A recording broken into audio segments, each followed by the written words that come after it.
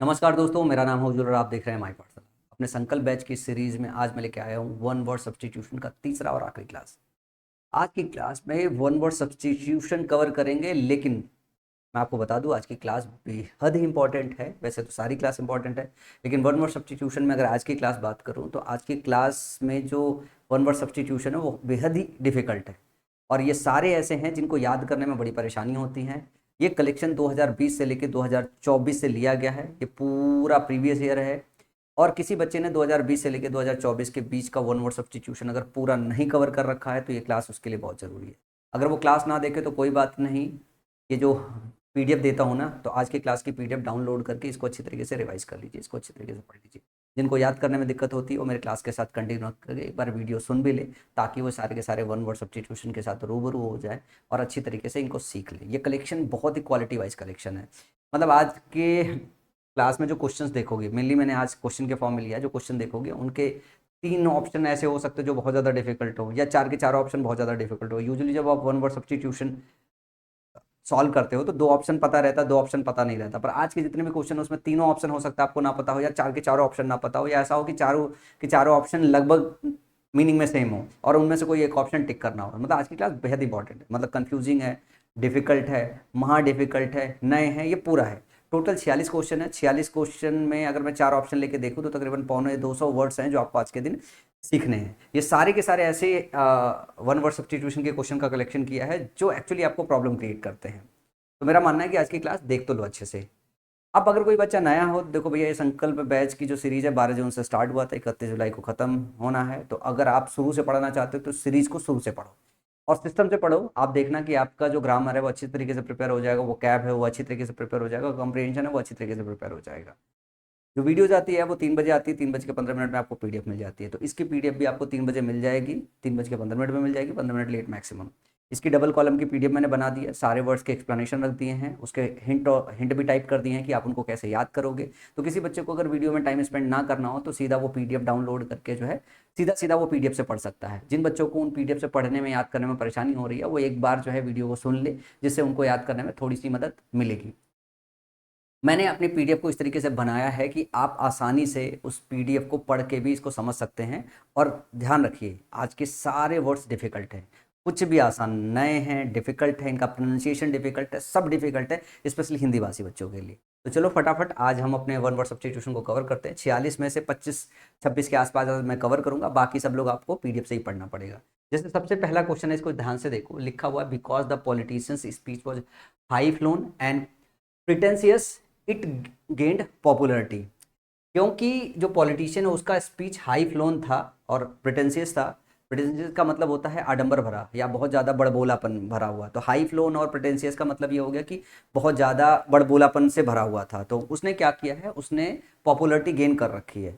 अब आपके पास आपके ऑप्शन है, आपको चुनना है कि अगर कोई चीज़ हाई फ्लोन हो या प्रिटेंशियस हो तो उसके लिए आपके लिए सही वर्ड क्या है। इस पे एक वर्ड में आप उसको कैसे लिख सकते हो। आपके पास ऑप्शन है बॉम्बस्टिक, ठीक है ना। दूसरा आप ध्यान से देखोगे, दूसरा आप ध्यान से देखोगे ऑस्ट्री शब्द है, ठीक है ना। स्कीमेटाइजिंग है, स्कीम से बना हुआ स्कीमेटाइजिंग, और निमोनिक शब्द है।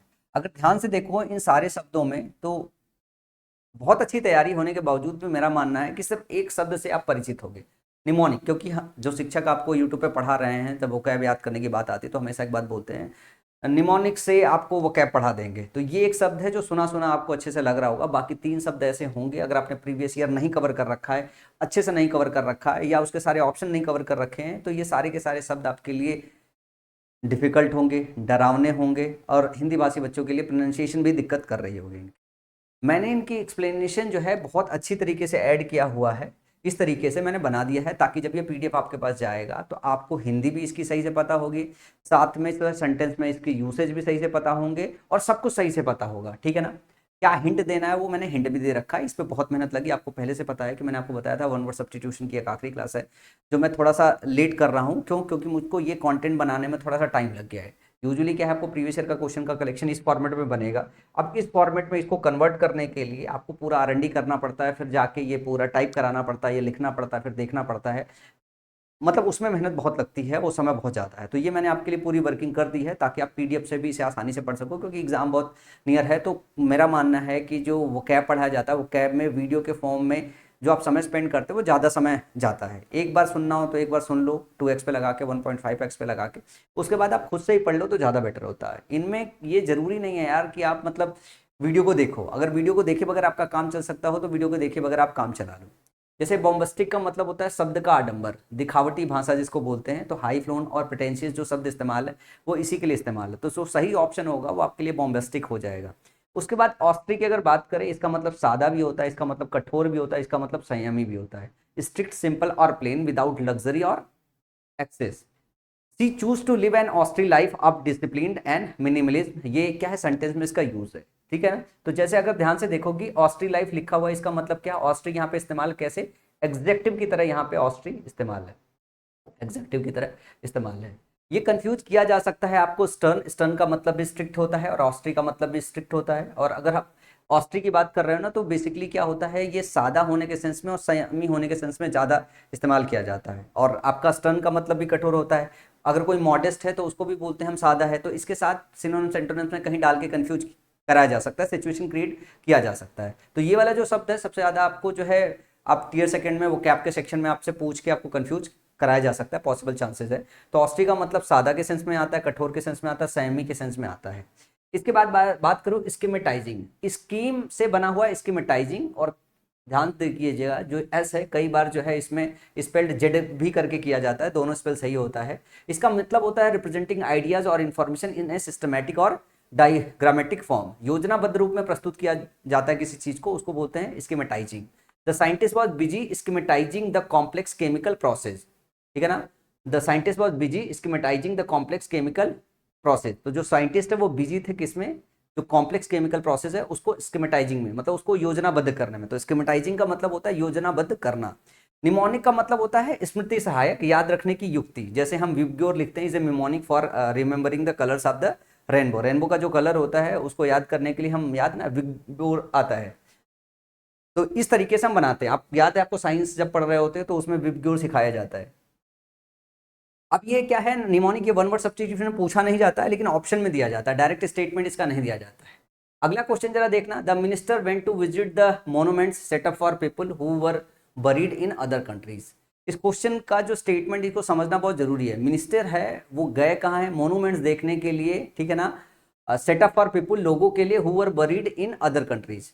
मतलब मान लो हमारे देश में क्या है, एक मोनूमेंट बनाया गया है, एक मोन्यूमेंट स्मृति बनाई गई है, लेकिन उनके लिए बनाई गई है जो किसी और देश में बरी किए गए, किसी और देश में दफनाए गए हैं। तो ग्रेव आपके पास एक शब्द है, सिमेट्री एक शब्द है, सिनोपैथ शब्द है, कॉफिन शब्द है। ये जितने भी शब्द है, ग्रेव, सिमेट्री, सिनोपैथ एंड कॉफिन, ये सब डेथ से रिलेटेड शब्द है, सब डेथ से रिलेटेड शब्द है। अगर हम कॉफिन्स की बात करें तो ये सब लोग जानते होंगे कि वो जो एक बॉक्स आता है, जिस बॉक्स के अंदर जो है डेड बॉडी को पैक करके फिर बरियल के लिए ले जाया जाता है, उसको कॉफिन बोलते हैं। ग्रेप्स क्या होता है, ग्रेप्स वो होता है जब एक सिंगल प्लेस होती है किसी सिंगल आदमी के लिए, जो गड्ढा खोद के उसे दफनाया जाता है, उसको ग्रेप्स बोलते हैं। और जब ग्रेव यार्ड हो जाता है उसको हम सिमेट्री बोलते हैं। अगर वो पूरा मैदान जहाँ पे बहुत सारे ऐसे ग्रेप्स खुदे हुए हैं जिसके अंदर लोगों को दफनाया गया है, उसको सिमेट्री बोलते हैं। और सिनोपैथ ही एक्चुअली वो क्या होता है, वो मोनूमेंट्स होता है जहाँ पे मतलब कोई कहीं और पे बरी हुआ है, उसके लिए एक मोन्यूमेंट बनाया जाता है। उस मोन्यूमेंट के नीचे ग्रेवयार्ड नहीं होता, ग्रेव्स नहीं होते उसके, कहीं और से दफनाया गया है, उसके स्मृति में कहीं और पे क्या बनाया जाता है, मोन्यूमेंट्स बनाया जाता है। उसको क्या बोलते हैं, सिनोटैप्स बोलते हैं। क्या बोलते हैं, सिनोटैप्स बोलते हैं। ये मैंने सब कुछ अच्छी तरीके से यहाँ पे ऐड कर दिया है कि ग्रेव्स क्या होता है, कब्र या समाधि बोलते हैं, सिमेट्री क्या होती है, कब्रिस्तान को बोलते हैं, और सिनो टैप जो होता है उसको स्मारक या शहीदों की याद में बनी समाधि को बोलते हैं। और कॉफिन की बात बोले तो कॉफिन का मतलब हिंदी में ताबूत होता है। तो ये सारा कुछ मैंने ऐड कर दिया है ताकि किसी चीज में आपको किसी भी तरीके का कंफ्यूजन ना हो। अब एक बार इसको इस तरीके से पढ़ लोगे, ठीक है ना, तो फिर इसका भूलना थोड़ा मुश्किल होता है। सेंटेंस में इसका यूज भी एक बार देख लोगे तो भी आपके लिए बहुत आसान हो जाएगा। जैसे मेनी सोल्जर्स वर बरीड इन अनमार्क्ड ग्रेव्स, बहुत सारे जो सोल्जर्स है वो बरी किए गए हैं जो अनमार्क ग्रेव है, बगैर मार्क किए हुए जो है, मार्क ही नहीं है, बरी कर दिए गए हैं। मार्क्स यूजली क्या होता है, सोल्जर्स या कोई जब बरी किया जाता है तो मार्क किया जाता है। वहां पे एक आप देखा होगा कि बरी करके एक ऐसे पत्थर का बनाया जाता है, ठीक है ना, एक ऐसे पत्थर का बनाया जाता है, इस पर फिर लिखा जाता है।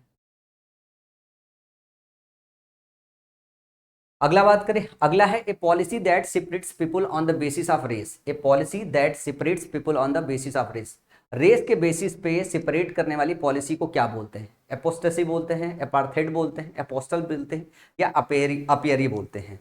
इसमें अगर मैं बात करूं तो अपियरी अक्सर करके हम पढ़ते हैं, और अपियरी बहुत बार रिपीट हो चुका है, अपियरी बहुत बार रिपीट हो चुका है। और ये सारे के सारे शब्द अच्छे हैं, जो याद करने में दिक्कत होती है, आप याद भी करते हो तो बार बार भूल जाते हो।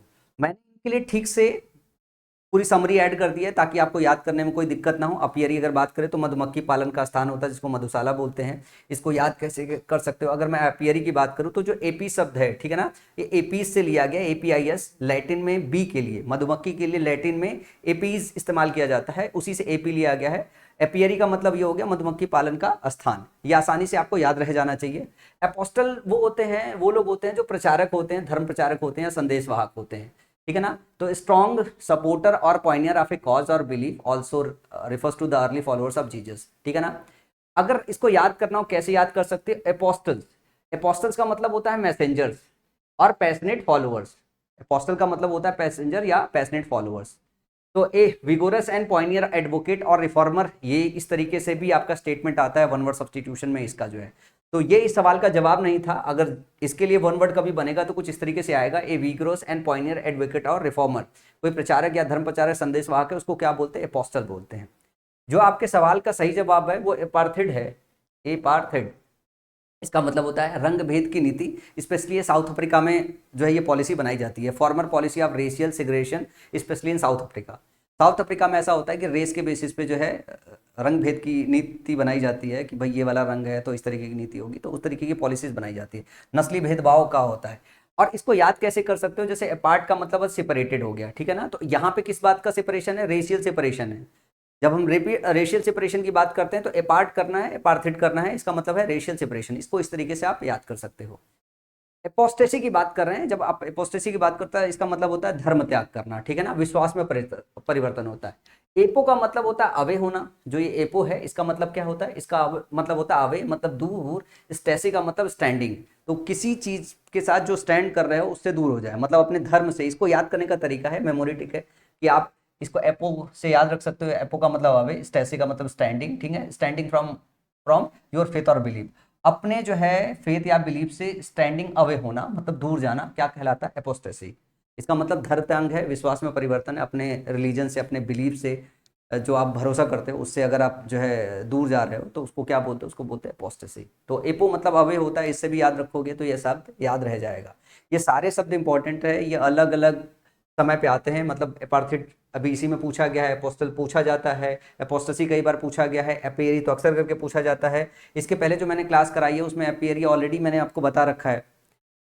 अगला जरा ध्यान से देखना। Despite recent superficial moves towards political reconciliation, Libya remains in the grip of A blood stained corrupt military exclusive circle of people with A common purpose.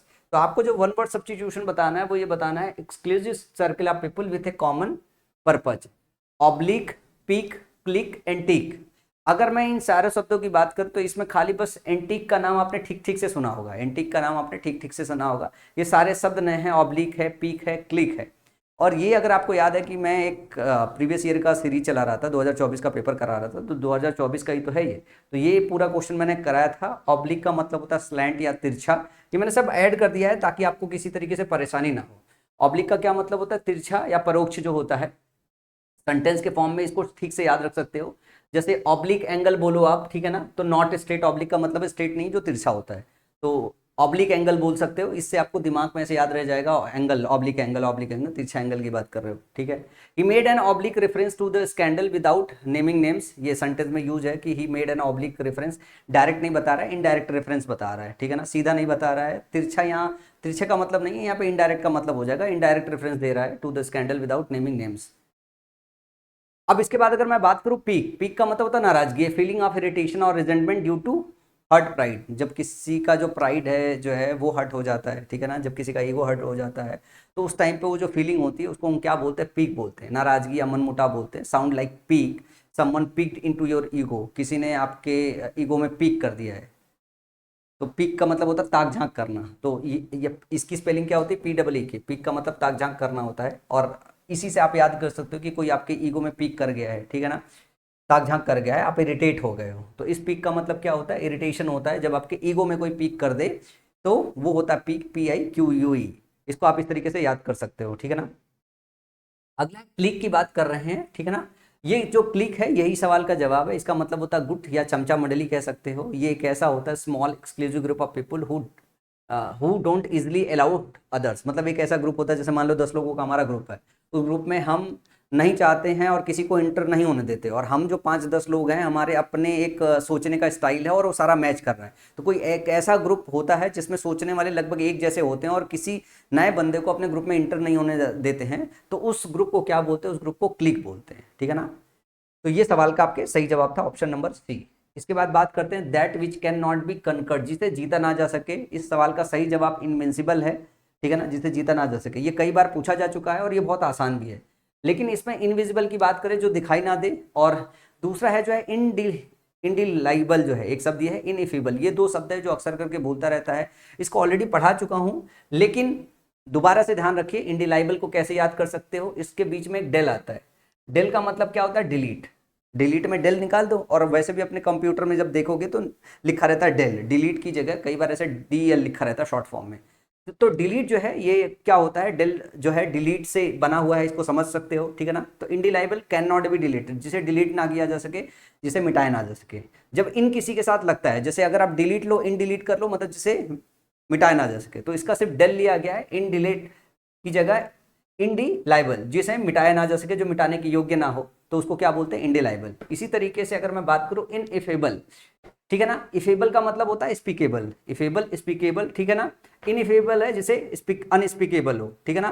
तो अवर्णनीय जिसे शब्दों से बोला ना सके, जिसके विषय में सही से वर्णन ना किया जा सके, उसको क्या बोलते हैं, इनइफेबल। तो इस तरीके से इसको याद कर सकते हो। मेमोरी टेप भी मैंने कुछ ऐड कर दिया है ताकि आप इसको इस तरीके से याद कर पाओ।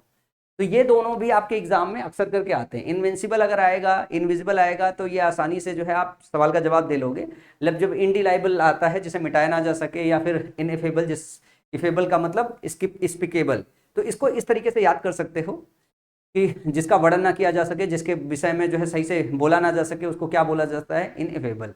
अवर्णनीय जिसको बोलते हैं शब्दों से परे जो हो। अगला है almost immediately they heard the high shrill piercing cry of tyres on the side road. ये क्वेश्चन ऑलरेडी मैंने आपको बताया हुआ, almost immediately they heard the high shrill piercing cry of tyres. तो आपको बताना है क्या है, high shrill piercing cry of tyres, जो ये तेज आवाज आती है टायर्स की, जो है हाई स्रिल पियर्सिंग जो क्राई ऑफ टायर्स होता है, उसके लिए क्या ऑप्शन में सही है। अगर मैं बिसीज की बात करूं, तो जब आप बिसीज करते हो तो आप विनती करते हो। तो बिसीज को अगर ध्यान से देखो तो ये कुछ साउंड लाइक प्लीज करता है, प्लीज बिसीज, मतलब साउंड लगभग इस। तो इसे प्लीज से याद रख सकते हो। बिसीज कर रहे हो तो आप प्रार्थना कर रहे हो। सेंटेंस में यूज देखो इसका, I beseech you to reconsider your decision. मैंने तुम्हें बिसीज किया, मतलब मैंने तुम्हें प्लीज किया, मतलब मैं तुमसे रिक्वेस्ट कर रहा हूं। तो जब आप बिसीज करते हो तो आप विनती करते हो या प्रार्थना करते हो। ये एक शब्द ऐसा है जो बार बार भूलेगा, तो ध्यान रखिएगा, इसको प्लीज से याद रख सकते हो। इसको क्या, किससे याद रख सकते हो, प्लीज से याद रख सकते हो। प्लीज से याद रख सकते हो। अब प्लीज से याद रखोगे, प्लीज करना किसी को मतलब विनती करना, ठीक है ना। क्रेच है, ठीक है ना। जो क्रेच शब्द है वो उसका मतलब होता है शिशु की देखभाल घर। कई बार क्या होता है, जैसे माँ बाप जो है क्या होते हैं, चाइल्ड केयर एक सेंटर होता है, उसी को क्रेच बोलते हैं, चाइल्ड केयर सेंटर को। कई बार होता है कि हस्बैंड एंड वाइफ दोनों कार्यरत है, काम काजी हैं, और वो मान लो नोएडा में या दिल्ली में रह रहे हैं, और दोनों की जॉब है, और गलती से एक बच्चा भी हो गया है। अब दोनों को जॉब पे जाना है, तो बच्चे को कैसे वो करे, तो वो चाइल्ड केयर सेंटर छोड़ के जाते हैं, कि वो सुबह छोड़ के जाते हैं, जब जॉब पे वापस आते हैं तो वो बाल शिशु केंद्र होता है, जहाँ पे बच्चों का जो है ध्यान रखा जाता है, उसी को बोलते हैं क्रेच। तो बाल देखभाल केंद्र होता है, जिसको शिशु गृह बोलते हैं। अगला बोलते हैं स्क्रीच, ठीक है ना। स्क्रीच का मतलब होता है कर्कश आवाज, चीख, ए loud high pitched unpleasant sound होता है। और उसके बाद बात करें, ये होता है ब्लीच। ब्लीच का मतलब होता है रंग निकालने वाला रसायन, ठीक है ना। ब्लैंक कलर होता है। तो she use the bleach to clean the bathroom tiles. अगर मैं यहाँ पे स्क्रीच की बात करूँ, तो यही है, high piercing sound, loud high pitched unpleasant sound होता है। तो यही आपका सही जवाब है इसका, स्क्रीच। सवाल का सही जवाब क्या हो जाएगा, स्क्रीच। अगला है my father always tells amusing and true stories from his childhood at bedtime. जो मेरे पिताजी हैं वो हमेशा अम्यूजिंग एंड ट्रू स्टोरीज बताया करते थे, अम्यूजिंग एंड ट्रू स्टोरीज बताया करते हैं from his childhood at bedtime. जब सोने जाते तो उस टाइम पे अम्यूजिंग और सही घटनाएं बताते थे। अब आपके पास है एनिक्डोट्स। एनेक्डोट जो होता है वो एक किस्सा होता है, ठीक है ना, शॉर्ट अम्यूजिंग स्टोरी होता है जो पिताजी बता रहे हैं। इसका सवाल का सही जवाब यही है। इसके बाद बोलते हैं सोनेट। सोनेट जो होता है 14 लाइंस की पोयम होती है। ये जब मैं 2016 में अपना पेपर दे रहा था, और या 2015 में, मतलब मेरे को याद नहीं, 2016 में आया तो 2015 में, तो स्टेटमेंट आया था 14 लाइंस पोयम को क्या बोलते हैं, तो उसको बोलते हैं सोनेट्स। तो ये होता है 14 लाइन का पोयम्स। फेबल्स की बात करें तो फेबल भी क्या होता है, एक शॉर्ट स्टोरी होती है लेकिन जिसमें मोरल की बात करते हैं, जिसमें मोरल की बात करते हैं, जिसमें मोरल की बात करते हैं। फिर एल्गोरीज होता है, ये होती है प्रतीकात्मक कथा, ठीक है ना। ये होती क्या है, stories in which characters and events symbolically represent deeper moral, political या स्पिरिचुअल मीनिंग, जिसको प्रतीकात्मक कहानी या रूपक कथा बोलते हैं।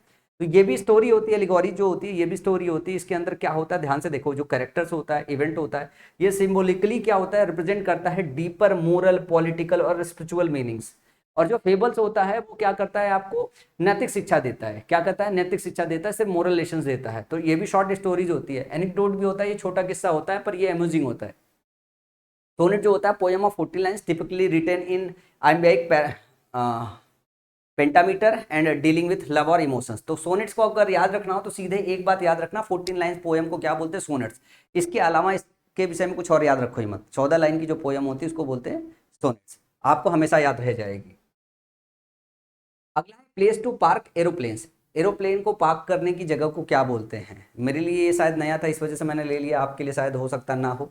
जैसे हैंगर की बात करें तो हैंगर वो जगह जहाँ पे हम कपड़े टांगते हैं, उसकी स्पेलिंग में ई आता है। और ये जो हैंगर होता है ये वो होता है जो आपके सवाल का सही जवाब है, जहाँ पे एरोप्लेन्स पार्क किया जाता है। वायुयान शाला बोल सकते हो इसको। डिपोट होता है जैसे जहाँ पे आप बहुत सारी चीज़ें, गुड्स, कार्स, बसेज, ये सब पार करते हो, जैसे रेलवे डिपोट्स बोलते हैं, बस डिपोट्स बोल सकते हैं, ठीक है ना। सेट का मतलब होता है छोटी छप्पर या छावनी, जो टेम्परेरी अवस्था में बनाई जाती है, शेल्टर के लिए बनाई जा सकती है, सामान रखने के लिए बनाई जा सकती है। और अगर गांव में रहते हो तो आपको पता है ना कि घर के बाहर मड़ैया डालते हैं, तो वो भी आपका क्या होता है, शेड होता है। मड़ैया जो होती है वो शेड होती है। मैंने ये सब पूरा डिटेल में ऐड कर दिया है, आप इनको आसानी से पढ़ के एक बार इसको पढ़ोगे तो ये याद रह जाएगा। एक्चुअली ये जो कन्फ्यूज़न होता है कि हैंगर की स्पेलिंग में जो है ए आता है या ई आता है, तो जब ई आएगा तो वो क्या होगा, वो लटकाने के लिए इस्तेमाल किया जाता है। और ये जो हैंगर होता है जिसका मतलब हवाई जहाज रखने का शेड या विमानशाला बोलते हैं, HANGER होता है, तो इसकी स्पेलिंग में ए आता है, इस बात को ध्यान रखना, HANGER होता है। ये 3-4 बार आपके एग्जाम में क्वेश्चन पूछा जा चुका है और ये वाला सवाल में भी यही पूछा गया। तो सवाल का सही जवाब क्या है, ऑप्शन नंबर डी है। इसके बाद बात करें, अगला है the line round the rugged rocks the ragged rascal ran uses the repetition of usually initial consonant sound in two or more neighboring words or symbols। अब आपके पास इसमें दिया हुआ alliteration, epithet, simile, allegory. Allegory अभी देख के ही आ रहे हो, ठीक है ना, प्रतीकात्मक कथा जिसको बोलते हैं, एलिगोरी अभी पढ़ के ही आ रहे हो। सिमिली की अगर बात करें तो इसको उपमा बोलते हैं। इसको क्या बोलते हैं, उपमा। A figure of speech comparing two different things using like और एज। तो सिमिली तब होता है जब आप एज या फिर लाइक का इस्तेमाल करके दो चीज़ों को कंपेयर करते हो। एज या लाइक का इस्तेमाल करके दो चीज़ों को कंपेयर करते हो। जैसे she is as brave as a lion, तो सी का जो है, सी का कंपेयर कर रहे हो लायन से, और दोनों की बहादुरी को कंपेयर कर रहे हो, तो ये बताया जा रहा है कि वो उतनी बहादुर है जितनी कि लायन बहादुर है। लेकिन किसका इस्तेमाल करके, एज एज का इस्तेमाल करके आप कंपैरिजन कर रहे हो। तो ये क्या है, ये है सिमिली। मतलब इसमें बोलते हैं ना उपमा अलंकार है यहाँ पे। तो एज और लाइक का इस्तेमाल करके अगर आप ये करते हो तो ये उपमा होता है, तुलना जिसमें लाइक या एज प्रयोग होता है। अब इसके बाद बात करते हैं एलिटरेशन। एलिटरेशन सवाल का जवाब होता है जिसमें होता है अनुप्रास अलंकार, जिसमें हर शब्द का जो इनिशियल वर्ड है वो सेम कॉन्सोनेंट साउंड करता है। The repetition of the same initial consonant sound in closely placed word. तो इस सवाल का सही जवाब क्या हो जाएगा, एलिटरेशन। इसके बाद आता है इपिथेट। इपिथेट जो होता है ये, आपने एग्जेक्टिव देखा है ना, ये एग्जेक्टिव का सिनोनिम है। ये क्या है, ये एग्जेक्टिव का सिनोनिम है। अगर आपसे पूछा जाए, ऑप्शन में आ जाए, क्वेश्चन बना दूं मैं कि एग्जेक्टिव का सिनोनिम्स क्या है, एग्जेक्टिव का सिनोनिम्स क्या है, और ऑप्शन में एक दे दूं इपिथेट, तो इपिथेट एग्जेक्टिव का सिनोनिम होता है। ये क्या होता है, ये विशेषण है या विशेषणात्मक उपाधि है। तो एक डिस्क्रिप्टिव वर्ड ऑफ फ्रेज, ध्यान रखिएगा कि कोई डिस्क्रिप्टिव वर्ड है या फिर वो फ्रेज है जो एक्सप्रेस कर रहा है क्वालिटी या कैरेक्टरिस्टिक ऑफ द पर्सन और थिंग। किसी पर्सन या थिंग का जो है क्वालिटी या कैरेक्टरिस्टिक रिप्रेजेंट करने वाला वर्ड या फ्रेज जो होता है उसको हम एग्जेक्टिव भी बोलते हैं, उसी को इपिथेट भी बोलते हैं। जैसे एग्जाम्पल के फॉर्म में अगर मैं बोलूँ अलेक्जेंडर द ग्रेट, तो जो द ग्रेट है ये अलेक्जेंडर के विषय में इंफॉर्मेशन है। तो जो द ग्रेट है ना, ये क्या है, ये एपिथेट है। और द ग्रेट क्या है, यहाँ पे एग्जेक्टिव फ्रेज है। समझ में आया? तो एपिथेट क्या होता है? एक एग्जेक्टिव भैया, क्या है? एक एग्जेक्टिव है, ये इसका सिनोनिम्स क्या हो जाएगा? वो हो जाएगा एग्जेक्टिव। तो a phrase use to describe a notable feature और ट्रेट इज नोन एज क्या? एपिथेट। तो ध्यान रखिएगा, ये भी बहुत इंपॉर्टेंट है, और इसको एग्जेक्टिव से याद रखोगे तो ज़्यादा आसान हो जाएगा। जानते हो, शब्दों को जब आप रिलेट करोगे उन शब्दों के साथ जिनको आप ऑलरेडी जानते हो, तो इससे आपको शब्द जल्दी याद हो जाते हैं। मैं उम्मीद करता हूँ ये सारा कुछ याद रखोगे।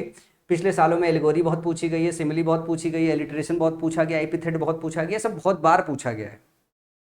तो ध्यान रखिएगा कि इन सब शब्दों को अच्छी तरीके से आपको याद करना है। ये सारे जो क्वेश्चन आज मैं आपको करा रहा हूँ, ये क्वेश्चन अच्छे लेवल के क्वेश्चन हैं, और इनमें बहुत कंफ्यूजन होता है। जैसे ध्यान से देखो, the soldiers struck the enemy with the short short fixed on to the end of the gun. Short short fixed on to the end of the gun. आपने देखा है कि एक गन होती है, गन के आगे एक चाकू टाइप की लगी होती है, ठीक है ना? चाकू या तलवार टाइप की लगी रहती है, नुकीली ऐसे लगी रहती है, फिर गन के आगे इस तरीके से। तो पूछा जा रहा है कि इसको क्या बोलते हैं? जब गोप के मार देते हैं। आपने वो देखा होगा, जब भी पुरानी टीवी सीरीज देखा है, जब पहले आती थी, अंग्रेज जो है वो शासन कैसे करते थे। मुझे याद है, शायद उस टीवी सीरीज का नाम मेरे समय पे कुछ क्रांति करके थी। जब वो शाम वाम को आती थी, 4 बजे अपन देखते थे, तो उसमें जो अंग्रेज जो के अंदर भरते जो सिपाही थे, तो जो बंदूक लिए रहते थे, तो उसके आगे वो लगा रहता है। और वैसे भी जो हमारे होमगार्ड वगैरह आते हैं, उनके आगे देखो हल्का सा वो लगा रहता है ना, सुई जैसा, मतलब एक तलवार का छोटा सा हिस्सा लगा रहता है, चाकू जैसा नोक लगा रहता है, भोंक के मारते हैं जो। तो वो उसको पूछ रहा है, उसको क्या बोलते हैं? बैरन बोलते हैं, बायोनेट बोलते हैं, या बिगोट बोलते हैं, या बैटन बोलते हैं? अब अगर मैं बात करूं इन चारों शब्दों को, तो जरा ध्यान से समझिएगा। जो बैरन होते हैं, पुराने समय में उन्हें हम सामंत कहते थे या उच्च पदाधिकारी बोलते थे। आज के समय में हम ये बोल सकते हैं प्रभावशाली व्यक्ति। जो सामंत या उच्च पदाधिकारी होते थे पुराना राजा महाराजों के समय में, बहुत प्रभावशाली लोग होते थे, उनका राजा पे बहुत असर पड़ता था। और आज के समय में हम उसको सीधे सीधे आम भाषा में प्रभावशाली व्यक्ति बोल सकते हैं, क्योंकि आज सामंत और उच्च पदाधिकारी जैसा शब्द इस्तेमाल नहीं होता है। तो बैरन वो लोग थे, इन noble man of high rank के होते थे, also use to refer to a powerful businessman in modern usage. ठीक है ना? पुराने समय में नोबल मैन थे जो हाई रैंक पे हुआ करते थे, और आज के समय में पावरफुल बिजनेसमैन को हम कहते हैं बैरन। बहुत कम यूज होता है, ये पुराने समय में ज़्यादा यूज होता था। ठीक है ना? तो रिच एंड पावरफुल नोबल और टाइकून जो है, उसको हम क्या बोलते हैं? बैरन। अब इसके सिनोनिम्स अगर याद करना चाहो, तो बैरन को आज के समय में टाइकून से याद रख सकते हो, कि पुराने समय का बैरन आज के समय में टाइकून है। तो रतन टाटा एक टाइकून है, पहले पुराने समय में विजय माल्या भी एक टाइकून थे। जो बड़े बिजनेसमैन होते हैं उनको टाइकून बोला जाता है, तो पुराने समय में उनको बैरन बोला जाता था। तो इससे आप याद रह जाओगे, ये भूलेगा तो नहीं, तो कि पुराने समय का बैरन जो है आज के समय का टाइकून है। इससे कोरिलेट करके आप आसानी से याद कर सकते हो। अगर मैं बायोनेट की बात करूं, ये क्या होते हैं? Blade that may be fix to the muzzle of a rifle and used as a weapon. बंदूक की नोक पर लगा चाकू संगीन, यही आपके सवाल का सही जवाब है, बायोनेट यही है ना, चाकू जो आगे लगा होता है उसी का पूछा रहा है। तो उसमें तलवार शॉर्ट्स की बात की गई है, यही है। बाइगोट जो होते हैं वो लोग होते हैं, ठीक है ना, जो कट्टर, जिनको कहते हैं कट्टर, कट्टर हठी। तो जैसे कुछ लोग ऐसे होते हैं अपने धर्म को, जैसे अक्सर करके इस वक्त देखते हो कि कुछ लोग हिंदू को बहुत हिंदू कड़ी सेना हो गए, तो ये लोग बाइगोट। ये लोग मतलब एकदम कट्टरवादी हैं, हम हिंदू हैं तो हम हिंदू हैं, तो मुस्लिम हैं तो हम मुस्लिम हैं, हम सिख हैं तो हम सिख हैं, हम ईसाई हैं तो ईसाई है। तो किसी का अपना मतलब किसी रिलीजन को लेके, किसी चीज़ को लेके एकदम कट्टरवाद होता है, उसको अंग्रेजी में हम क्या बोलते हैं? बाइगोट। ठीक है ना? तो one who is intolerant of others views, जो जिनको दूसरे व्यूज से मतलब ही नहीं है, मतलब उनको अपने व्यूज को लेके, अपनी विचारधारा को लेके वो बहुत कट्टर है, दूसरे के व्यूज को सम्मान ही नहीं देना, वो सब क्या होते हैं? बाइगॉट होते हैं। वो हठी हैं, कट्टरपंथी हैं, असहिष्णु व्यक्ति बोले जाते हैं। तो ये bigot refuses to respect others beliefs and ideas. ठीक है ना? जो एक बाइगोट होते हैं, ये रिफ्यूज करते हैं, ये क्या करते हैं? रिफ्यूज करते हैं, मना करते हैं रिस्पेक्ट करने के लिए दूसरे के बिलीव या आइडिया को, वो अपने ही बिलीव या आइडियाज को मानते हैं। तो इसको आप सीधे कट्टरवादी से याद रख लो, कि बाइगोट लोग जो होते हैं वो होते हैं क्या? कट्टर होते हैं, पूरी तरीके से कट्टर होते हैं। फिर अगला शब्द है बैटॉन। ये छड़ी है, लाठी है, संचालन की छड़ी होती है। जैसे आपने देखा होगा कि जब प्रोटेस्ट करने जाओ, तो पुलिस वालों के पास एक लाठी होती है, जिससे मार वार के वो पीछे होते हैं, उसको अंग्रेजी में बैटन बोलते हैं। छड़ी, लाठी या संचालन की छड़ी बोलते हैं। A short stick used by a conductor, police officer और relay runner. The police used a baton to control the crowd. जो पुलिस ने बैटन यूज किया कंट्रोल करने के लिए क्राउड, मतलब वो छड़ी जो उसके पास एक डंडा नहीं होता है, वो कहते हैं कि बांस का बना हुआ जो हत्था होता है, जिसको लेके वो आगे तेल वेल पिला के फिर कुटाई करते हैं कि कोई आओ खा जाओ भैया। तो ये बैटन बोला जाता है। तो ये सारे शब्द, मतलब आप देख रहे होंगे कि ये सारे शब्द बड़े सही सही होंगे। ठीक है ना? कॉन्सोनेंस ऑफ साउंड्स, बात हो रही कॉन्सोनेंस ऑफ साउंड। ठीक है ना? तो आपके पास ऑप्शन है ऑर्केस्ट्रा और ऑर्केस्ट्रेशन, वुडविंड्स, सिम्फोनी और ट्रूप, ये 4 शब्द है आपके पास। ये सारे के सारे शब्द म्यूजिक से रिलेटेड है। जरा ध्यान से इन सारे शब्दों को समझिए। सबसे पहले ट्रूप को समझते हैं। ट्रूप क्या है? ट्रूप जो होती है ग्रुप ऑफ परफॉर्मर्स होती है, जिसके अंदर एक्टर्स होते हैं, डांसर होते हैं, म्यूजिशियंस होते हैं, who travel and perform together. तो नृत्य संगीत मंडली जिसको बोलते हैं, नाटक मंडली बोलते हैं, जिसको ट्रूप बोलते हैं। ठीक है। फिर हम सिम्फोनी की बात करें, ठीक है ना, तो एक पूर्ण ऑर्केस्ट्रा के लिए रचित संगीत होता है। Long and complex musical composition usually for a full orchestra. जब ऑर्केस्ट्रा करने जाते हैं तो वहाँ पे क्या है, लॉन्ग है, कॉम्प्लेक्स म्यूजिकल कंपोजिशन, वो लॉन्ग कॉम्प्लेक्स म्यूजिकल कंपोजिशन को क्या बोलते हैं, सिम्फोनी बोलते हैं। फिर अगला है वुड विंड्स।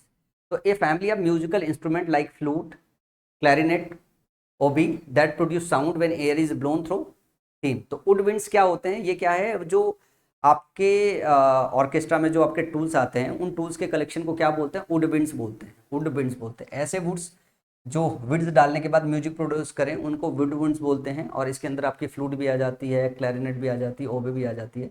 तो वायु वादक के अंदर बांसुरी, क्लैरिनेट जैसे वाद्य जो है, ये सबको कंबाइंड फॉर्म में वुड विंड्स बोलते हैं। तो would winds section played a short melody. फिर अगर मैं बात करूं संगीत की संरचना, योजना की सजग व्यवस्था, द अरेंजमेंट और composition of music for an orchestra also refers to the act of organizing और coordinating something skilfully. The orchestration of the musical was brilliant. The event success was due to perfect orchestration. Can be asked as arrangement of a musical composition। यही सवाल का सही जवाब है, यही आपके सवाल का सही जवाब है। इसके बाद अगर मैं बात करूं, अगला क्वेश्चन है, a place for storage of arms and ammunition. ये देखो आर्सेनल कहा जाता है, जहाँ पे सारा सामान रखा जाता है, जहाँ पे आर्म्स और एमुनेशन रखा जाता है, सारा जो है गोला बारूद जहाँ पे रखा जाता है, उसको आर्सेनल बोलते हैं।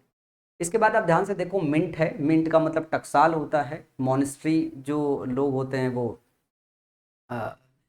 जो साधु लोग होते हैं जहाँ पे रखते हैं, उनको मॉनेस्ट्री बोलते हैं। और स्कलरी जो शब्द है, ये आपके किचन का एक सेक्शन होता है, जिस सेक्शन में आप जो है सारे किचन यूटेंसिल्स रखते हो छोटे मोटे, तो ये सारा वो होता है। तो मिंट का मतलब टकसाल होता है, जहाँ सिक्के बनाए जाते हैं। टकसाल वैसे याद रखता है, पर इसको और ज़्यादा एलिबोरेट फॉर्म में याद रख लो कि जहाँ सिक्के बनाए जाते हैं।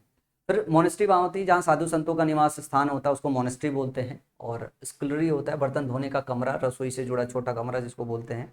और आर्सेनल आपके सवाल का सही जवाब है। तो मैं उम्मीद करता हूँ आप ये सारे शब्द याद रखोगे। मिंट आप याद रखोगे, मोनेस्ट्री याद रखोगे, जो है स्कलरी याद रखोगे, आर्सेनल भी याद रखोगे। अगला है mythological animal with one horn on its forehead. अगर कोई बिजनेसमैन हो तो इस सवाल का सही से जवाब तुरंत बना दे। आपने सुना होगा कि अनअकैडमी यूनिकॉर्न बन गई, बैजूस यूनिकॉर्न था, फिजिक्स वाला यूनिकॉर्न बन गया। तो जब भी कई बार आईपीओ आता है तो आपने देखा, या कोई कंपनी यूनिकॉर्न बनती है तो अक्सर करके पीछे आपको एक घोड़ा दिखाई देता होगा जिसके ऊपर एक सिंग दिखाया जाता होगा, और वो सिंबल बताया जाता है, और कोई बोला जाता है कि कंपनी यूनिकॉर्न बन गई, कोई कंपनी यूनिकॉर्न बन गई। जब कोई कंपनी $1 बिलियन की बनती है तो उसे यूनिकॉर्न बोला जाता है।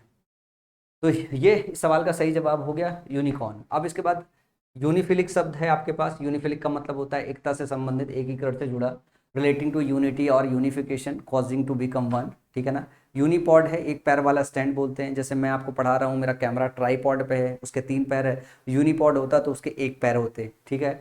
इसके बाद यूनी कैमरल है, एक सदनी है। यूनी कैमरल और बाई कैमरल आता है, एक सदनी या द्विसदनी। हैविंग ए सिंगल लेजिस्लेटिव और पार्लियामेंट्री चैम्बर को क्या बोलते हैं, यूनिकैमरल। अगर एक सदन है सिर्फ तो उसको यूनिकैमरल बोलते हैं। और यूनिकॉर्न क्या होता है, a mythical animal that looks like a horse with a single horn on its forehead. एक सिंग वाला कल्पित जानवर, एक सिंग।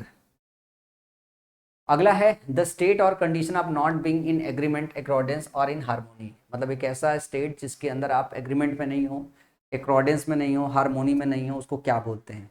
लिक्विडिटी का मतलब होता है तरलता, ये बहुत आम शब्द है। इन कॉन्गोरेंस का मतलब हो गया लैक ऑफ हारमोनी, कंपेटिबिलिटी और अप्रोप्रिएटनेस। ठीक है ना। असंगति या विसंगति कह सकते हो। अगर हारमोनी में नहीं हो तो आप असंगति में हो, संगति में नहीं तो असंगति में हो। तो सवाल का सही जवाब क्या हो जाएगा, इनकॉन्ग्रुएंस। ठीक है ना।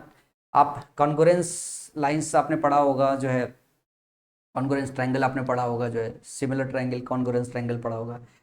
तो कॉन्ग्रुएंस का मतलब होता है कि सब कुछ मैच करे। इनकॉन्ग्रुएंस मतलब होता है संगति नहीं, असंगति हो गई। तो सवाल का सही जवाब इनकॉन्ग्रुएंस था।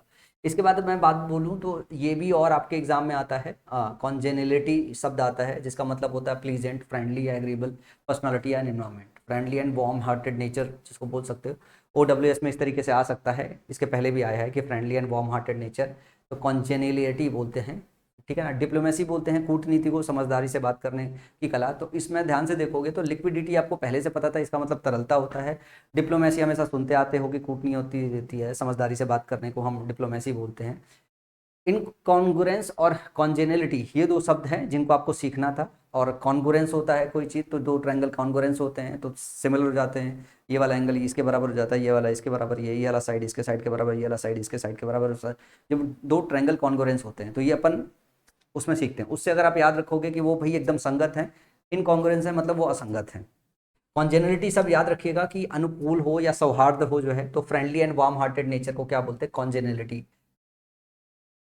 अगला है स्पीच विदाउट प्रायर प्रिपरेशन, ये ऑलरेडी मैं करा चुका हूं, तो इसको बोलते हैं एक्सटेम्पोर जो है, बगैर तैयारी के अगर स्पीच दे रहे हो तो एक्सटेम्पोर बोलते हैं। डिबेट, लेक्चर और रैम्बलिंग, तो डिबेट का मतलब बहस होता है, वाद विवाद होता है, और लेक्चर जैसे मैं आपको लेक्चर दे रहा हूँ ये लेक्चर हो गया। रैम्बलिंग एक शब्द है जो और आपको सीखना है जो है, रैम्बलिंग का मतलब होता है असंबंध, बेतुका और लंबा भाषण। लेंदी एंड कंफ्यूज्ड और एमलेस स्पीच और राइटिंग, रैम्बलिंग क्या होता है, जब लेंदी हो, कंफ्यूज्ड हो और एमलेस स्पीच और राइटिंग हो तो उसको हम रैम्बलिंग बोलते हैं, ठीक है ना। बेतुका और लंबा भाषण, इसको हिंदी में याद कर सकते हो। His rambling explanation only confuse the audience further, उसका जो रैम्बलिंग एक्सप्लेनेशन था, मतलब बेतुका भाषण कह सकते हो, या जो बातचीत कर रहा था वो लंबा था, तर्क संगत नहीं था। तो जब कोई चीज़ तर्क संगत ना हो, बहुत लंबा हो, कंफ्यूज्ड वे में हो, तो उसको हम रैम्बलिंग बोलते हैं, इस चाहे आपकी राइटिंग हो चाहे वो आपका भाषण हो। इसके बाद अगला है she was engage to be married to him, engage to be married किसी के साथ होना, इसको क्या कहते हैं। चार शब्द, इन चारों शब्दों को ध्यान से देखो। एक है बिथ्रोट, यही आपके सवाल का सही जवाब है। अगर आप बिथ्रोट होते हो तो बिथ्रोट होने का मतलब होता है किसी के मंगेतर हो जाना। तो सवाल ही आपका क्या था, जरा ध्यान से देखो, सवाल ही यही था ना, she was engage to be married to him, तो इंगेज टू बी मैरिड अगर सब मन होता है तो मतलब मंगेतर ही तो बोलते हैं हिंदी में, तो अंग्रेजी में इसको बिथ्रोट बोलते हैं। तो याद रखिएगा बिथ्रोट का मतलब मंगेतर होता है, विवाह के लिए तय व्यक्ति। बिट्रे, बिट्रे का मतलब होता है विश्वासघात करना, तो बिट्रेड का मतलब विश्वासघात, धोखा देना हो गया। बिस्टोड होता है, बिस्टोड अपने साथ अपॉन लेता है, ये भी आप याद रखिएगा कि बिस्टोड अपने साथ जो है अपॉन लेता है। इसका मतलब होता है प्रदान किया जाता है, ठीक है ना, दिया गया सम्मान या उपहार कुछ भी हो सकता है। जब आप किसी को सम्मान देते हो या उपहार देते हो तो बिस्टोड अपॉन करते हो। तो to give something like an award, honour और ब्लेसिंग्स, फॉर्मली और ग्रेसियसली, जब आप फॉर्मली या बड़े प्यार से ग्रेसियसली किसी को ये देते हो कोई चीज़ तो बिस्टो अपॉन करते हो। तो the award was bestowed upon him for his bravery. तो ध्यान रखिएगा कि ये ज़्यादातर यूज जो होता है वो अवार्ड के लिए होता है, ऑनर के लिए होता है, या फिर ब्लेसिंग्स के लिए होता है। इसके बाद एक और शब्द है बेप्टाइज्ड। ये शब्द ऐसा था, जब मैं अपने समय याद कर रहा था मुझे याद करने में बहुत दिक्कत हो रही थी, और बार बार मैं पढ़ रहा था, बार बार इसको मतलब सेंस में नहीं ले जा पा रहा था कि बेप्टाइज करना क्या होता है। मैं अभी एक मूवी देख रहा था, मुझे मूवी का नाम याद नहीं है, तो वहाँ पे बैप्टाइज किया जा रहा था कि भाई किसी बंदे या किसी बंदी को जो है बैप्टाइज किया जा रहा था। तो बैप्टाइज करने में क्या होता है कि वाटर को लिया जाता है और कुछ लिक्विड होता है जिसको प्योर लिक्विड बोला जाता है, ठीक है। और उससे जो है रुको मैं याद करता हूँ यार, एक नाम अभी हाल ही में आई थी जिसका दूसरा वर्जन था, मैं याद मतलब मेरे अभी भी याद नहीं आ रहा है। चलो किसी क्लास में याद आएगा तो बता दूंगा। तो इसमें क्या होता है कि वो लिक्विड के थ्रू एक प्रोसेस होता है, उस तरीके से किसी बंदे को जो है बैप्टाइड किया जाता है। फिर वो क्या होता है कि वो धर्मगुरु बन जाता है, वो क्या वो होता है उस पर्टिकुलर रिलीजन का धर्मगुरु बन जाता है, वो एक प्रोसेस होता है। तो to formally admit someone into a religion, किसी को पर्टिकुलर किसी रिलीजन में एडमिट कर लेना जो है उसको क्या बोलते हैं, उसको बैप्टाइज करना by a ritual of water. एक प्रॉपर रिचुअल होता है, ठीक है ना, of water also used metamorphically for first time in initiations. तो वो क्या होता है, वो धर्म का पहले उस धर्म का अनुयायी नहीं होता है, फिर एक प्रोसेस होता है जिसमें वाटर वगैरह का इस्तेमाल करके उसको एक प्रोसेस के थ्रू गुजारा जाता है और उसे बैप्टाइज किया जाता है, फिर वो उस धर्म का अनुयायी हो जाता है और वो सारे के सारे लोग मान लेते हैं बंदा ये हमारे धर्म का अनुयायी है। तो ये एक प्रोसेस होता है जिसको बैप्टाइज करना बोलते हैं, किसी को धर्म के अंदर किसी धर्म के अंदर ले आना जो है, ये प्रोसेस जो होता है वो बैप्टाइज करना होता है। धर्म परिवर्तन, धर्म का जो ट्रांसफर है, धर्म परिवर्तन करना एक वो प्रोसेस होता है। इसमें धर्म को एक्सेप्ट करने का एक प्रोसेस होता है कि भाई कोई बंदे को इस धर्म के अंदर लेके आना है तो उसे बैप्टाइज किया जाता है। अगला है inscription on a person's grave, grave के पर्सनस पे जो है जो लिखा हुआ होता है, जैसे मैंने अभी आपको बताया कि मान लो ग्रेव है, ग्रेव के ऊपर एक पत्थर रहता है, इस पे जो लिखा जाता है इसके लिए भी आता है कि इसको क्या बोलते हैं, मोनोग्राम बोलते हैं, एपिस्टल बोलते हैं, प्रोलॉग बोलते हैं, या एपिटैफ बोलते हैं। इसको क्या बोलते हैं, एपिटैफ बोलते हैं, प्रोलॉग बोलते हैं, एपिस्टल मोनोग्राम बोलते हैं। पहले मोनोग्राफ सुनो, मोनोग्राफ का क्या मतलब होता है। ये एक विषय पर लेख होता है, एक विषय ग्रंथ होता है जिसको मोनोग्राफ बोलते हैं, ठीक है ना। A detail written study on a single specialise subject, ठीक है। एपिस्टल की अगर बात करें तो ये क्या होता है कि एक फॉर्मल लेटर होता है, ठीक है ना। ए फॉर्मल और elegant letter often used in literary और बिब्लिक कॉन्टेक्स्ट। पत्र या औपचारिक पत्र इसको बोलते हैं। एपिस्टल एक तरीके का पत्र होता है, एक फॉर्मल लेटर होता है जिसको एपिस्टल बोलते हैं। प्रोलॉग की बात करें तो प्रोलॉग जो होता है ये प्रस्तावना होता है, या इसको भूमिका बोल सकते हो। An introduction to a literary work, specially a play और book that sets the stage. मतलब किसी बुक को आप लिख रहे हो, उसके पहले क्या करते हो, आप प्रोलॉग लिखते हो, ठीक है ना। जैसे फॉरवर्ड बोलते हैं, उसका सिनोनिम्स हो जाएगा। फॉरवर्ड आपको मैंने बताया था कि फॉरवर्ड होता है, और जो फॉरवर्ड होता है वो प्रोलॉग होता है, ठीक है। तो फॉरवर्ड इसका सिनोनिम्स हो जाएगा। फिर एपिटैप बोलते हैं, जो एपिटैप होता है इसको बोलते हैं समाधिलेख या शिलालेख। A short text honouring a deceased person usually inscribed on a tombstone, समाधिलेख बोलते हैं। जो टॉम्बस्टोन होता है, जो इस पे कुछ लिखा हुआ होता है, उसको क्या बोलते हैं, समाधिलेख या शिलालेख बोलते हैं। कई बार आ चुका है आपके एग्जाम में। अगला क्वेश्चन जरा ध्यान से देखना। The husk of a corn और other grain separated by winnowing और पिस्टनिंग। ये क्वेश्चन नंबर 18 मुझे याद है कि मैं एक चैनल पे पढ़ा रहा था अभी रिसेंट में ही, पिछला 1-2 साल। तो मैं एनसीईआरटी पढ़ा रहा था, एनसीईआरटी की समरी दे रहा था। तो फिर मैंने वहाँ पे बहुत सारा प्रोसेस पढ़ा। तो मुझे समझ में आया कि जो इंग्लिश मीडियम के बच्चे होते हैं, क्योंकि एनसीईआरटी पढ़ा रहा था, एनसीईआरटी इंग्लिश में, तो उसका जब एक्सप्लेनेशन दे रहा था, तीसरी चौथी पांचवी एनसीईआरटी कवर कर रखा था, तो ये सब कुछ वहाँ पे मेरे को मिला कि विनोइंग क्या होती है जो है, और थ्रेसनिंग क्या होती है। ये ऐसा नहीं है कि हम हिंदी भाषी बच्चे नहीं जानते हैं कि विनोइंग क्या होती है, थ्रेसनिंग क्या होती है, हस्क क्या होता है, सब कुछ जानते हैं। अब जैसे गांव में हमारी जो गेहूं है वो उगाई जाती है, ठीक है ना। फिर आप देखो उसमें दवाई होती है, फिर छटाई होती है, ये सारा प्रोसेस होता है ना। फिर वो सारा मैटर अलग किया जाता है, यही सब अंग्रेजी में लिखा हुआ होता है। अब यहाँ पे बात हो रही है द हस्क ऑफ कॉर्न और other grains separated by winnowing और थ्रेशनिंग। हे होता है, पील होता है, फोडर होता है, सैफ होता है। तो इन चारों शब्दों को अच्छे तरीके से समझ लो कि होता क्या है, ठीक है ना। जो हे होता है वो सूखा चारा होता है, या यूं कह दो सूखी घास होती है।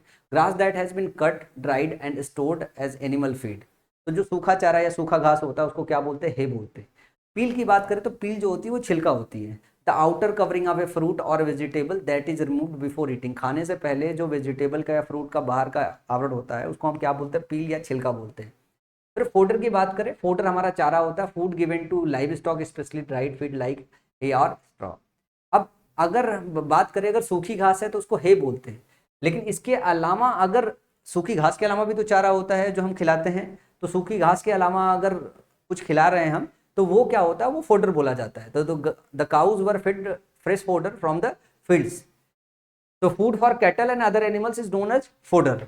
अब इसके बाद जो चैफ CHAFF है, द हस्क और grains and grasses that are separated during threshing also used metamorphically to mean worthless things.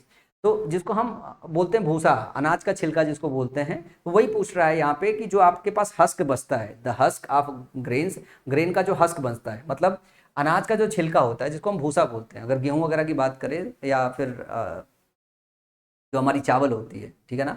तो चावल का जब वो पूरा छिलका अपन निकाल लेते हैं उसको क्या बोलते हैं, बाद में भूसा ही तो बनाते हैं ना। वो भूसा स्टोर किया जाता है, बाद में उसको खिलाया जाता है जानवरों को। तो बात वही हो रही है, जो हस्क बचता है वो हस्क क्या है, वो भूसा ही होता है, ठीक है ना। अनाज के छिलकों को बोलते हैं द हस्क ऑफ ग्रेन्स, जो ग्रेन्स का हस्क होता है, and grasses that are separated during threshing.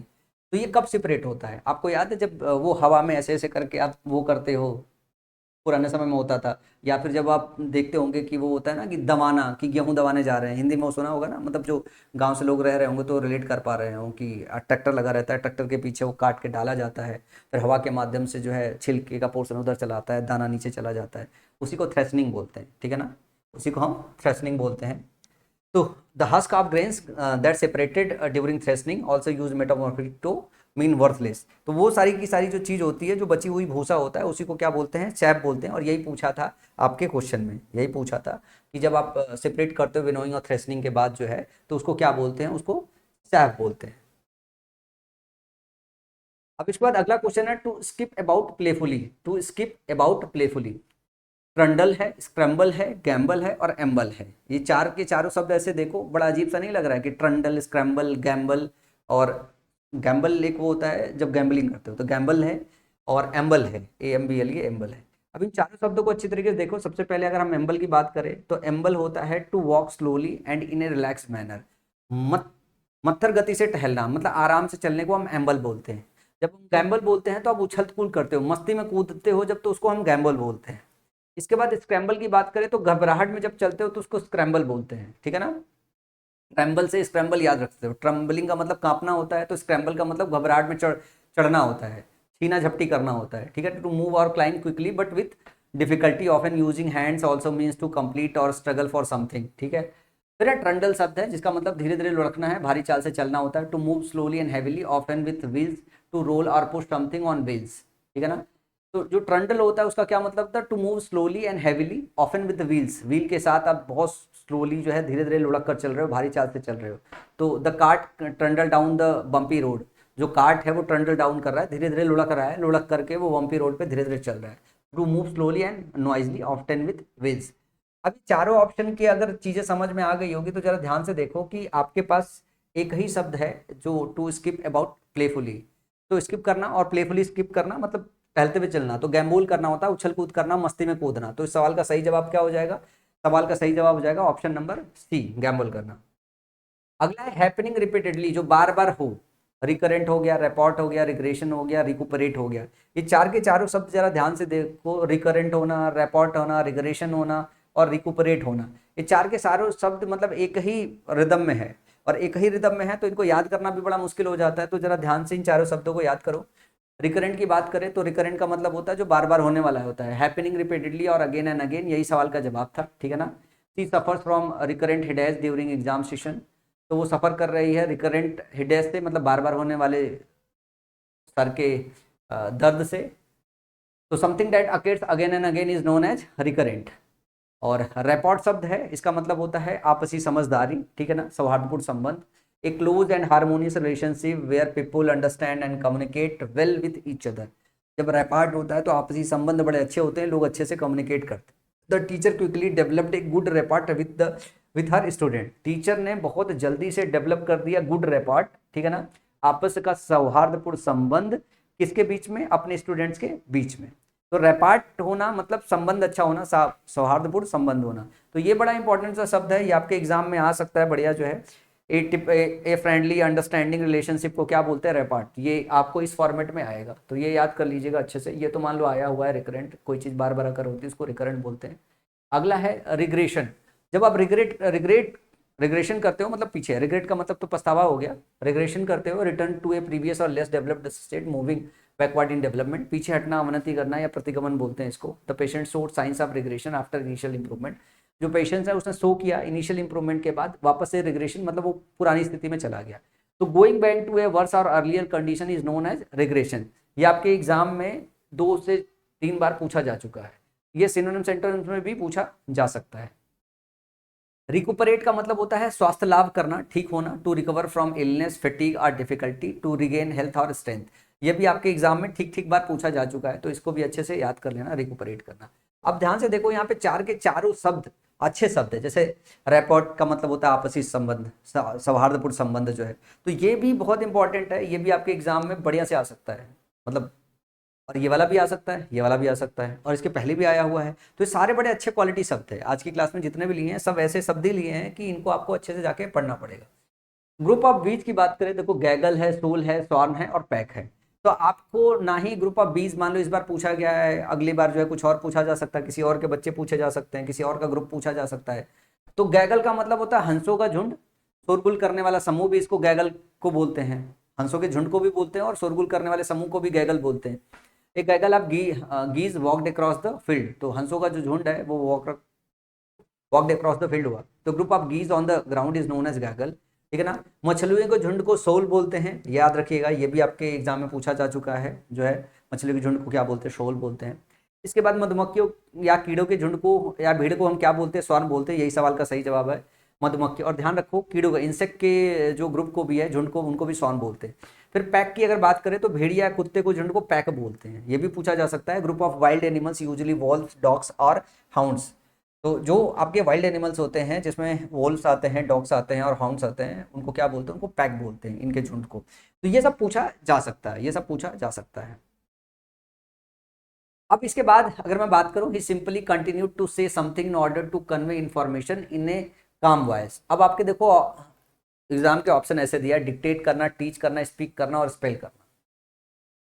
तो जब आप स्पेल करते हो, जैसे मान लो मेरा नाम लिख दिया है, आपका नाम लिख दिया, जैसा राम लिख दिया, मैंने बोला कि स्पेल करो, मैंने बोल दिया राम, मैंने बोला इसको स्पेल करो, तो आप कैसे बोलोगे? RAM। ऑर्डर के साथ लेटर्स को पढ़ना जो है क्या बोलता है? स्पेल कराना होता है।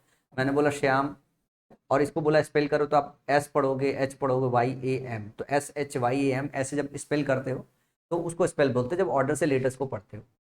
स्पीक करने का मतलब है बातचीत करना, बोलना, आराम से किसी बात को, किसी मैसेज को कन्वे करना, जो सवाल का सही जवाब होगा। टीच मतलब पढ़ाना, जो मैं पढ़ा रहा हूँ। डिक्टेट करना, डिक्टेट करना मतलब डिक्टेट करने का सीन ये हो गया कि मैं जैसे आपको डिक्टेट कर रहा हूँ, तो एक तरीके से ऑर्डर देना होता है। आप किसी को कह रहे हो, किसी को डिक्टेट कर रहे हो, मतलब किसी को ऑर्डर दे रहे हो, तो डिक्टेट करने का मतलब होता है ऑर्डर देना। मैंने सभी को ऐड कर दिया है, ठीक है ना। जब किसी को आप तेज आवाज में बोलते हो और किसी काम को करने के लिए बोलते हो तो उसको डिक्टेट करते हो।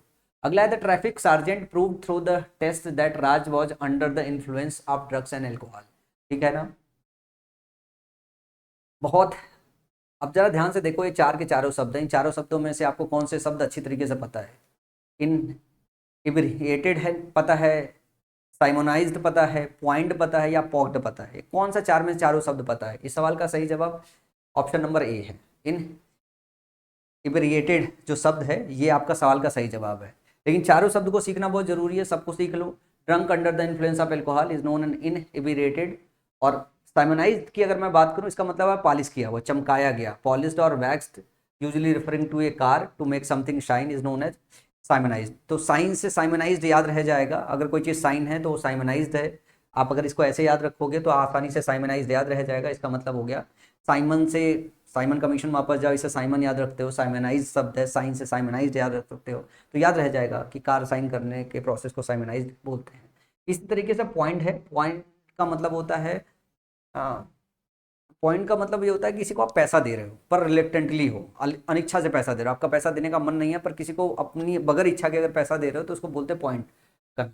तो informal paid money specially reluctantly और in response to demand usually point up. ठीक है ना, अनिच्छा से पैसा देना या चुकाना। He finally point up the money he owed. उसने पैसा चुकाया, उधार लिया है, उसका देने का मन नहीं है, लेकिन फाइनली उसने पॉइंट अप किया जो है, और वो भी अनिच्छा से। तो पोनी अप टू पे मनी, इसको याद रख सकते हो। फ्रीज, अच्छा फ्रीज इससे रिलेटेड भी आता है, पोनी अप टू पे मनी। तो पॉइंट अपने साथ अप लेता है और पोनी के साथ अप इस्तेमाल होता है या फ्रेज के साथ इस्तेमाल होता है। अगर गलती से पोनी अप आ गया, इसका मतलब होता है टू पे मनी। तो पॉइंट से याद रखना पोनी अप से याद रखना पे मनी, और पॉइंट कर रहे हो इसका मतलब पैसा दे रहे हो, और वो भी अनिच्छा से। पोक्ड का मतलब होता है गड्ढों से भरा हुआ, मार्क्ड विद स्मॉल पिट्स और scars specially on the surface. ठीक है ना। The road was pocked with potholes. तो पैथोल्स मतलब गड्ढा होता है, और पोक्ड विद पैथोल्स का मतलब होता है गड्ढों से भरा हुआ। पोक्ड विद पैथोल्स, तो पोक्ड का मतलब क्या हुआ? गड्ढों से भरा हुआ, धब्बेदार। ठीक है। उम्मीद करता हूं इनको आप याद रखोगे, अच्छे से याद रखोगे। अगला है कैपेबल ऑफ बीइंग बेंट और पुल्ड इनटू डिफरेंट शेप्स। अब अगर मैं बात करूं कैपेबल ऑफ बीइंग बेंट और पुल्ड इनटू डिफरेंट शेप्स, तो किसी चीज को मोड़ा जा सके या डिफरेंट शेप में ढाला जा सके, आपके पास ऑप्शन है लीथ, विलोय, डक्टाइल और लाइसोमी। ये चार के चारों शब्द ऐसे हैं जो अगर ध्यान से देखोगे सब लचीले हैं। चार के चारों शब्द लचीलेपन को रिप्रेजेंट करते हैं। तो अगर पुल्ड बेंड किया, अगर कोई चीज लचीला है तो सबको बेंड किया जा सकता है, तो बेंड तो चारों को किया जा सकता है। लेकिन बात है डिफरेंट शेप्स में किसी एक को ढाला जा सकता है। तो जो डक्टाइल मटेरियल होते हैं उनको डिफरेंट शेप में ढाला जा सकता है। तो इस सवाल का सही जवाब डक्टाइल होगा। लेकिन चारों शब्दों को अच्छी तरीके से समझ लेना बहुत जरूरी है। जो लीथ शब्द होता है वो थिन होता है, फ्लेक्सिबल होता है एंड ग्रेसफुल इन मूवमेंट होता है, लचीला, आकर्षक होता है, कोमल होता है। The dancer lithe movements captivated the audience used to describe someone who moves gracefully and flexibly. इसके लिए जब वन वर्ड सब्स्टिट्यूशन आएगा तो कुछ इस तरीके से आएगा, use to describe someone who moves gracefully and flexibly. ये किसी पर्सन के लिए यूजुअली इस्तेमाल किया जाता है जो बहुत फ्लेक्सिबल होता है। वो बेंड भी हो सकते हैं, टर्न हो सके, जो है बहुत पतला हो, थिन हो, ठीक है ना, और मतलब उसका मूवमेंट बहुत ग्रेसफुल हो, उसके लिए लीथ शब्द का इस्तेमाल किया जाता है। इसी तरीके से लिशोमी की अगर बात करें, ये भी थिन होता है, सपल होता है, ग्रेसफुल होता है, ऑलमोस्ट सेम एज लीथ होता है, कोमल और लचीला है, सौम्य। The gymnast lissome body moved like flowing water. जो जिम्नास्ट है उसका जो बॉडी है वो लाइसोम बॉडी था, जो कि एकदम फ्लोइंग वाटर की तरह मूव कर रहा था। तो मतलब कोई आदमी इतना थिन, इतना पतला, इतना फ्लेक्सिबल हो, अक्सर करके जिमनास्ट को देखा ना, उनकी बॉडी बहुत जो है लीथ होती है, या फिर आप ये कह सकते हो उनकी बॉडी लाइसोमी होती है। तो इससे आप याद रख सकते हो कि जिमनास्ट की जो बॉडी होती है इधर वो लीथ होती है, इसको ऐसे याद कर लो, या लाइसोम होती है, दोनों एक दूसरे के सिनोनिम्स हो गए। उसके बाद विलोय की बात करें, ये क्या होता है, gracefully tall, slender and flexible like a willowy tree, लंबा, पतला और लचीला। She had a willowy figure that resembled a ballerina. तो उसके पास जो उसका फिगर है वो विलॉय है, मतलब लंबा है, पतला है और लचीला है। तो इसमें एक और शब्द ऐड होता है, ग्रेसफुली टॉल होना। जब कोई चीज विलोय होती है तो ये ग्रेसफुली टॉल होती है। अब लीथ और अगर लाइसोमिक इस्तेमाल करो तो जरूरी नहीं कि टॉल हो, लेकिन विलॉय जो होती है इसके अंदर किसी का फ्लेक्सिबल होना, थिन होना, पतला है, साथ में उसका लंबा होना भी जरूरी है। तो विलॉय तब इस्तेमाल करते हो जब लंबे होने को भी मेंशन करना चाहते हो। अब आप अगर डक्टाइल की बात करें तो able to be drawn out into thin wire, metals में डाला जा सके, एडाप्टर और फ्लेक्सिबल इन नेचर, ठीक है ना। तो commonly used in science but also metamorphically for personality के लिए भी होता है। तो gold is a highly ductile material, he had a ductile mind that adjusted to any situation. जो डक्टाइल होता है वो क्या होता है, किसी सिचुएशन, किसी शेप में बदला जा सकता है, उसे ट्रांसफॉर्म किया जा सकता है। इसी वजह से सवाल का सही जवाब जो होगा वो डक्टाइल होगा। लीथ और लेशो में इस सेंस में इस्तेमाल नहीं किया जा सकता है कि उसको डिफरेंट शेप्स में या सिचुएशंस में डाला जा सके। तो डिफरेंट शेप में जो आपकी डक्टाइल होती है उसे डाला जा सकता है। अगला बात करें, someone who dishonestly pretends to deceive under an assumed character. मतलब सवाल ये पूछा जा रहा है कि कोई ऐसा आदमी हो जो दूसरा का कैरेक्टर लेके किस मतलब बेवकूफ बनाए, जो हो ना वो, इसको इम्पोस्टर बोलते हैं, ठीक है ना, इम्पोस्टर बोलते हैं, बहुत बार आ चुका है। और इन चारों शब्दों को एक बार समझ लेते हैं। इंपोस्टर का मतलब person who pretends to be someone else to deceive others, मतलब धोखेबाज। इंपोस्टर का मतलब बहरूपिया या धोखेबाज बोलते हैं। इमिटेटर का मतलब होता है जो नकल, इमिटेट करता है, इमिटेट मतलब नकल करना होता है, इमिटेटर का मतलब नकल करने वाला हो गया। एक्सप्लोरर का मतलब हो गया एक्सप्लोरर, खोज करता, ठीक है ना, अन्वेषक। तो ये एक्सप्लोरर जो है और इमिटेटर, ये तो बहुत आसान सब था। इंपोस्टर कई बार आपके एग्जाम में आ चुका है, इसका मतलब होता है बहरूपिया जो है, ठीक है, धोखेबाज। इम्बेसाइल का मतलब होता है मूर्ख, मंद बुद्धि वाला जो व्यक्ति होता है उसको हम इम्बेसाइल बोलते हैं। ये भी बहुत है, ये आपके कई बार जो सिनोनिम सेंटेंस में आ गया है, और ये वन वर्ड सब्स्टिट्यूशन में भी कई बार आ चुका है इम्बेसाइल। तो वन हु लैक्स इंटेलिजेंस और कॉमन सेंस, जिसके पास इंटेलिजेंस नहीं होता है, वो कॉमन सेंस नहीं होता, उसको क्या बोलते हैं, इम्बेसाइल। अगर आप इसको मूर्ख की तरह याद रख लो, अगर आप इम्बेसाइल का मतलब मूर्ख याद रख लो, तो कभी भी अगर आपके एग्जाम में आएगा, चाहे वन वर्ड सब्स्टिट्यूशन में आए जो है, चाहे आपके सिनोनिम सेंटेंस में आए, आप हमेशा इस सवाल का जवाब दे लोगे। तो ये रहा, मैंने जो है वो मैंने आपको करा दिया है। और इसके बाद जो बचा हुआ है 46 है टोटल, मैंने 25 करा दिया है। 25 के बाद जो बचे हुए और 20-21 है, वो सारे के सारे जो है मैं आपको दिए दे रहा हूँ PDF में, और इनके एक्सप्लेनेशन सही से मैंने ऐड कर दिए हैं। तो ये सारे के सारा आप अच्छे तरीके से पढ़ के प्रिपेयर कर लीजिएगा, क्योंकि वीडियो पे बहुत ज़्यादा समय स्पेंड करना आई डोंट थिंक ओके है इस टाइम पे, जब एग्जाम आपके बहुत नियर बाई है, जब आपको बहुत ज़्यादा प्रैक्टिस करना है। क्योंकि आप वीडियो देखोगे तो अगला 1 घंटा लग जाएगा 25 क्वेश्चन देखने में, या अगला 100 वर्ड पढ़ने में। खुद से अगर पढ़ाई करोगे तो वही जो चीज़ है वो 20 मिनट में, 15 मिनट में आप एक बार पढ़ लोगे, दोबारा आप जो है 20 मिनट में पढ़ लोगे, फिर तिबारा पढ़ लोगे, चौबारा, मतलब 1 घंटे में आप इसको 7-8 बार पढ़ लोगे, और वो 7-8 बार पढ़ के आपको आसानी से याद रह सकता है। वीडियो से कई बार क्या होता है कि एक बार वीडियो देखा हुआ जो है वो ज़्यादा लंबा समय तक आपके दिमाग में टिकता है, अगर वीडियो को अच्छे से देख लो, और अपने से पढ़ा हुआ वो दिमाग में बहुत कम दिनों तक टिकता है। ये एक परेशानी होती है जिसकी वजह से आपको वीडियो का सहारा लेना पड़ता है। ये सभी के साथ, अगर मैं वीडियो देखूँ, कोई एक्सप्लेनेशन देखूँ, तो वो क्या होगा, वो मेरे को 1 महीने तक टिका रहेगा। मैं अपने से अगर पढ़ूंगा तो अगले दिन ही को वो भूल जाए।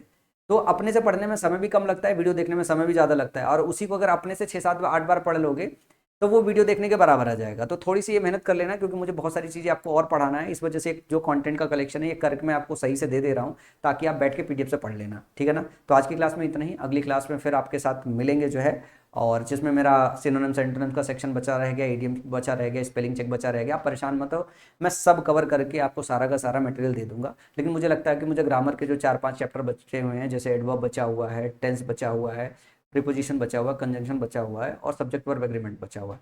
ये 5 ऐसे चैप्टर है जो मुझे लगता है कि मुझे टाइम से आपको पढ़ा लेना चाहिए। अगर मैं 15 तक इसको खत्म कर देता हूँ तो हमारे पास 15 से लेकर 31 तक अपने इस पर खूब काम करने के लिए समय बचेगा। मुझे थोड़ा क्लोज टेस्ट भी आपको पढ़ाना है, 1-2 क्लासेस क्लोज टेस्ट के भी लेने हैं। तो मुझे लगता है 31 तक अपन समअप कर लेंगे। उसके बाद कुछ प्रैक्टिस जो है वो मैं आपको अच्छे से, कुछ मॉडल पेपर्स, कुछ सैम्पल पेपर्स आपको करा दूंगा जो है, जिससे आप अंदाज़ा लगा सकते हो कि आपको और कैसे करना है। अल्टीमेटली ये डेटा है, ये डेटा ही आपको प्रिपेयर करना है। फिर मॉक टेस्ट दे के आपको ये देखना है कि ये जो डेटा आपने प्रिपेयर किया है, इनका जो क्वेश्चन आ रहा है उनको सही से लगा पा रहे हो कि नहीं लगा पा रहे हो। अगर लगा पा रहे हो तो एग्जाम में अच्छा स्कोर करके आओगे, और लगा नहीं पा रहे हो तो एग्जाम में अच्छा स्कोर करके नहीं आ पाओगे। उसके लिए आपको बार बार थोड़ा रिवीजन करना पड़ेगा ताकि मॉक टेस्ट में स्कोर आपके इंप्रूव हो। तो आज की इस वीडियो में इतना ही, अगली वीडियो में फिर मिलेंगे, तब तक के लिए धन्यवाद।